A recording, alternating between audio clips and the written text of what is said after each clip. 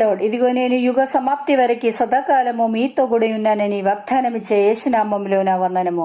వాక్యాన్ని ధ్యానం చేద్దాం. ఎఫెసీయులకు రాసిన పత్రిక 2వ అధ్యాయం 1వ వాక్యం. మీ అపరాధముల చేతను పాపముల చేతను మీరు చచ్చిన వారై ఉండగా ఆయన మిమ్మల్ని క్రీస్తుతో కూడా బ్రతికించెను. చనిపోయి 3 జీవితాన్ని యేసుక్రీస్తు మరలా జీవితం ఇచ్చినది మనము చూడవచ్చు. యాయిరోస్ కుమార్తె ఆమె చనిపోయి కొన్ని నిమిషాలు మాత్రం ఆమె యొక్క మృతదేహం ఇంటిలో ఉన్నప్పుడు యేసుక్రీస్తు ఆ చిన్నదాన్ని చేయబట్టి తలిదాకుమి అని ఆమెతో చెప్పాను. ఆ మాటకి చిన్నదాన లెమ్మని నీతో చెప్పుచున్నానని అర్థము. ఆయన లోపలికి వెళ్ళి ఆమె పట్టుకోనిగానే ఆ చిన్నదాన్ని లేచెను. రెండవదిగా నయానను ఊరిలో విధవరాలి యొక్క కుమారుడు ఆయన చిన్నవాడ లెమ్మని నీతో చెప్పుచున్నాననగా ఆ చనిపోయిన వాడు లేచి కూర్చుండి మాట్లాడసాగాను. మూడవదిగా మార్తా మరియ సహోదరుడు లాజరు. ఈ 3 మరణం ఫిజికల్ డెత్, భౌతిక మరణం. ఇంకా క్రూరమైన మరణం ఉంది, అది ఆత్మీయ మరణం, అంతరంగ మరణం. Romans chapter 6 verses 23.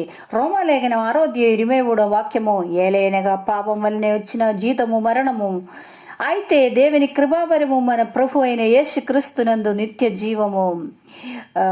ఆదము హవ్వతో దేవుడు మంచి చెట్లు తెలివినిచ్చి వృక్ష ఫలమును తినకూడదు, నీవు వాటిని తినిన దినమున నిశ్చయముగా చచ్చదని నరనికి ఆజ్ఞాపించెను.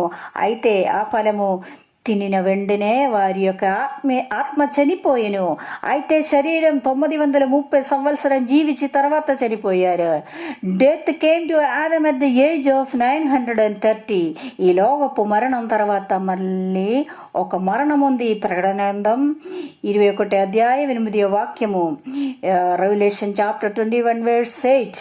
పిరికి వారిను, అవిశ్వాసులను, అసహ్యులను, నరహత్యకులను, అభిచారులను, మంత్రికులను, విగ్రహారాధకులను, అబద్ధికులను అందరూ అగ్ని గంధకములతో నుండు గుండములో పాలుపొందుదురు.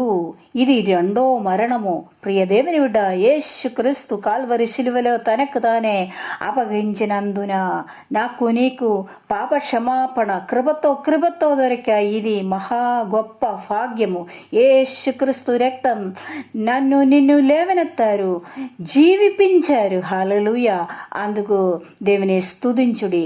యోవాను సువార్త 5వ అధ్యాయం 25వ వాక్యం. మృదులు దేవుని కుమారుని శబ్దము విను గడియ వచ్చుచున్నది, ఇప్పుడే వచ్చుచున్నది.